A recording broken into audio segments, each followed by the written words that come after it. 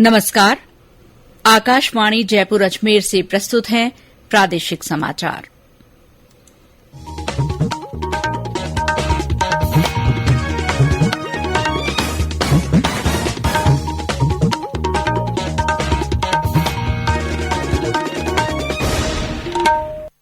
मुख्य समाचार। प्रधानमंत्री नरेंद्र मोदी कल से जर्मनी और संयुक्त अरब अमीरात की 3 दिन की यात्रा पर जाएंगे। प्रधानमंत्री कल आकाशवाणी के मन की बात कार्यक्रम में अपने विचार साझा करेंगे। बहुजन समाज पार्टी ने राष्ट्रपति पद के लिए एनडीए उम्मीदवार द्रौपदी मुर्मू को समर्थन देने का फैसला किया है। मुख्यमंत्री अशोक गहलोत ने कहा, सरकार के निर्णय से 42 लाख उपभोक्ताओं का बिजली का बिल शून्य आ रहा है। और प्रदेश में अधिकतर स्थानों पर तापमान में फिर बढ़ोतरी।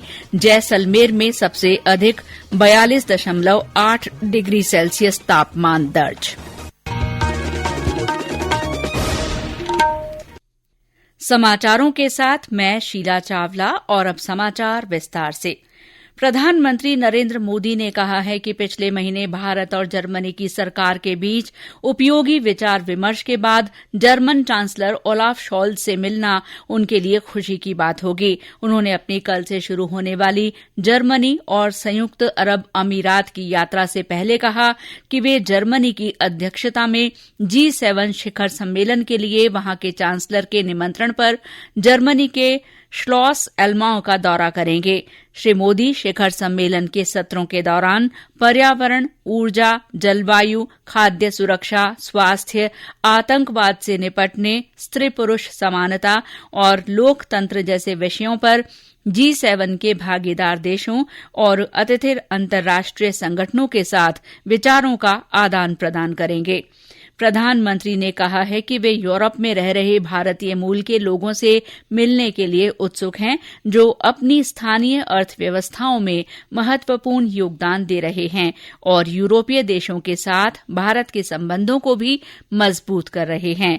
श्री मोदी ने कहा कि वे स्वदेश लौटते समय मंगलवार को संयुक्त अरब अमीरात के राष्ट्रपति और अबू धाबी के शासक शेख मोहम्मद बिन जायद अल नाह्यान के साथ बैठक के लिए कुछ समय अबू धाबी में रुकेंगे। वे संयुक्त अरब अमीरात के पूर्व राष्ट्रपति और शासक शेख खलीफा बिन जायद अल नाह्यान के निधन पर व्यक्तिगत रूप से संवेदना व्यक्त करेंगे। प्रधानमंत्री नरेंद्र मोदी कल आकाशवाणी के मन की बात कार्यक्रम में अपने विचार साझा करेंगे। ये मासिक रेडियो कार्यक्रम की 90वीं कड़ी होगी। इस कार्यक्रम का प्रसारण आकाशवाणी और दूरदर्शन के सभी चैनलों, वेबसाइट और news on air mobile app पर किया जाएगा। इसे आकाशवाणी समाचार, डीडी न्यूज, पीएमओ, सूचना और प्रसारण मंत्रालय के YouTube चैनलों पर भी सीधा प्रसारित किया जाएगा। गृह मंत्री अमित शाह और रक्षा मंत्री राजनाथ सिंह ने 1975 में आपातकाल लागू किए जाने को इतिहास का एक काला अध्याय कहा है। श्री शाह ने आज एक ट्वीट में कहा कि 1975 में इसी दिन कांग्रेस ने इमरजेंसी लागू कर प्रत्येक भारतीय के संवैधानिक अधिकार छीन लिए थे। उन्होंने इस तानाशाही मानसिकता के विरोध में खड़े होकर लोकतंत्र बहाल करने के लिए बलिदान देने वाले लोगों को नमन किया। रक्षा मंत्री राजनाथ सिंह ने एक ट्वीट में कहा कि 47 साल पहले देश में आपातकाल लगाया जाना कभी नहीं भुलाया जा सकता। उन्होंने लोगों से लोकतंत्र की रक्षा के लिए समर्पण का आग्रह किया तथा संविधान और संवैधानिक संस्थाओं की गरिमा बनाए रखने का संकल्प लेने को कहा। भारतीय जनता पार्टी अध्यक्ष जेपी नड्डा ने कहा कि आपातकाल के दौरान कांग्रेस द्वारा देश की लोकतांत्रिक संस्थाओं को नियोजित और प्रणालीबद्ध तरीके से नष्ट किया जाना कभी नहीं भुलाया जा सकता। श्री नड्डा ने एक ट्वीट में कहा कि आज देश उन महान नायकों को याद कर रहा है जिन्होंने भारतीय लोकतंत्र और संवैधानिक मूल्यों की रक्षा के लिए संघर्ष किया। प्रदेश में आज आपातकाल घोषणा के दिन को भाजपा द्वारा काले दिवस के रूप में मनाया गया। विभिन्न जिलों में पार्टी कार्यकर्ताओं ने काली पट्टी बांधकर विरोध प्रदर्शन किया।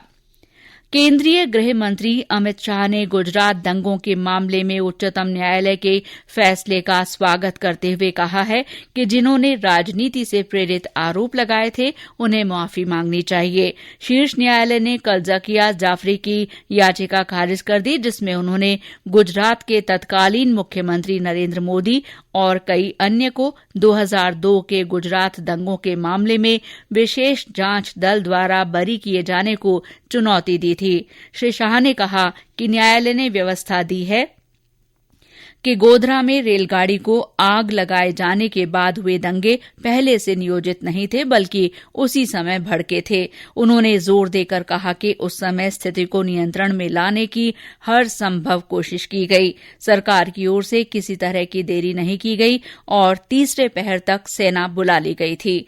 गृह मंत्री ने कहा कि न्यायालय के फैसले में स्पष्ट कहा गया है कि तीस्ता सीतलवाड़ के नाम का स्पष्ट उल्लेख किया गया है, जिनके एनजीओ ने इस मामले में भाजपा कार्यकर्ताओं के शामिल होने की याचिका दी थी। श्री शाह ने कहा कि उस समय मीडिया का इतना दबाव था कि ऐसी सभी याचिकाओं को सही मान लिया गया। बहुजन समाज पार्टी ने राष्ट्रपति पद के लिए एनडीए की उम्मीदवार द्रौपदी मुर्मू को समर्थन देने का फैसला किया है। पत्रकारों से बातचीत में पार्टी प्रमुख मायावती ने कहा कि आदिवासी समाज पार्टी के आंदोलन का अहम हिस्सा रहा है। उन्होंने कहा कि पार्टी ने राष्ट्रपति चुनाव के लिए प्रत्याशी द्रौपदी मुर्मू को समर्थन दिया है, न कि भाजपा या एनडीए को। कोयला मंत्रालय ने कहा है कि घरेलू कच्चे कोकिंग कोल का उत्पादन चालू वित्त वर्ष में लगातार बढ़ रहा है। इस समय देश में 80 लाख टन से अधिक का उत्पादन हो रहा है, जो पिछले साल की तुलना में 20% ज्यादा है। पिछले साल इसी अवधि के दौरान 69 लाख टन का उत्पादन हुआ था। मंत्रालय ने 2030 तक कोयला उत्पादन को बढ़ाकर 14 करोड़ टन करने का लक्ष्य रखा है। ये समाचार आकाशवाणी जयपुर अजमेर से प्रसारित किए जा रहे हैं। समाचार अभी और भी हैं, लेकिन पहले ये संदेश। कंपटीशन की अगर आप कर रहे हैं तैयारी, तो उनके लिए ऑल इंडिया रेडियो पर हम लाए हैं अभ्यास, एक ऐसा कार्यक्रम जिसमें आप पूछेंगे सवाल व्हाट्सएप नंबर 9289094044 पर, या फिर ईमेल करेंगे abhyas.airnews@gmail.com पर, और हमारे विशेषज्ञ देंगे इसका जवाब। आपका अभ्यास हमारा प्रयास।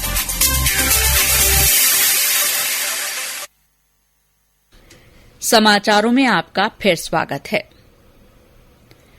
मुख्यमंत्री अशोक गहलोत ने कहा है कि सरकार ने जनता के प्रति जवाबदेही को महत्वपूर्ण मानते हुए जनहित के विभिन्न कार्य किए हैं। आज सीकर जिले के कोठियारी में पूर्व विधायक सांवरमल मोर की प्रतिमा का अनावरण करते हुए उन्होंने कहा कि राज्य सरकार ने बजट में समाज के प्रत्येक तबके की आवश्यकताओं को ध्यान में रखते हुए प्रावधान किए हैं। उन्होंने कहा कि राज्य सरकार के निर्णय से 42 लाख लोगों का बिजली का बिल शून्य आ रहा है, जिनमें 7 लाख किसानों का बिजली का बिल भी शामिल है। श्री गहलोत ने निजी बालिका महाविद्यालय का लोकार्पण भी किया। मुख्यमंत्री ने आज चूरू जिले के सालासर बालाजी मंदिर में दर्शन किए। उन्होंने मंदिर में पूजा अर्चना कर देश प्रदेश की खुशहाली की कामना की। मंदिर सेवा समिति की ओर से शॉल ओढ़ाकर मुख्यमंत्री का सम्मान किया गया। केंद्रीय महिला और बाल विकास मंत्रालय की क्षेत्रीय बैठक कल जयपुर में होगी। इसमें राजस्थान, मध्य प्रदेश और गुजरात से अधिकारी और जनप्रतिनिधि शामिल होंगे। महिला और बाल विकास मंत्रालय में राज्य मंत्री डॉक्टर मुंजपारा महेंद्र भाई बैठक की अध्यक्षता करेंगे।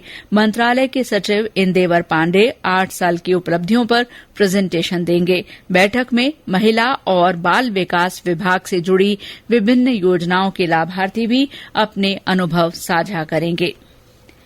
केंद्रीय सड़क परिवहन और राजमार्ग मंत्री नितिन गडकरी सोमवार को श्रीगंगानगर जिले में 753 करोड़ रुपए की विभिन्न सड़क परियोजनाओं का वर्चुअल माध्यम से शिलान्यास करेंगे। इन परियोजनाओं के अंतर्गत श्रीगंगानगर से रायसिंह नगर तक 670 करोड़ 38 लाख रुपए की लागत से 102 किलोमीटर लंबे 2 लेन राष्ट्रीय राजमार्ग का निर्माण किया जाएगा। इस सड़क को श्रीगंगानगर, श्रीकरणपुर, गजसिंहपुर और रायसिंह नगर में कुल 41 किलोमीटर लंबे बाईपास के रूप में बनाया जाएगा, जिससे यातायात सुगम होगा। इसी तरह सूरतगढ़ में 26 करोड़ 61 लाख रुपए की लागत से राष्ट्रीय राजमार्ग 62 के बीकानेर सूरतगढ़ खंड में संपर्क सड़क सहित इंदिरा सर्किल पर 1 किलोमीटर लंबा 4 लेन का फ्लाईओवर बनाया जाएगा। इसी राजमार्ग पर सूरतगढ़ श्रीगंगानगर खंड के विभिन्न हिस्सों को सुदृढ़ किया जाएगा। इस पर 56 करोड़ 20 लाख रुपए खर्च होंगे। राज्य के सरकारी और निजी कॉलेजों में प्रवेश प्रक्रिया सोमवार 27 जून से शुरू हो जाएगी। उच्च शिक्षा विभाग ने इसके लिए प्रवेश कार्यक्रम जारी कर दिया है। प्रथम वर्ष में प्रवेश के लिए 9 जुलाई तक 12वीं पास विद्यार्थी आवेदन कर सकेंगे। 13 जुलाई को चयनित विद्यार्थियों की अंतिम सूची जारी की जाएगी।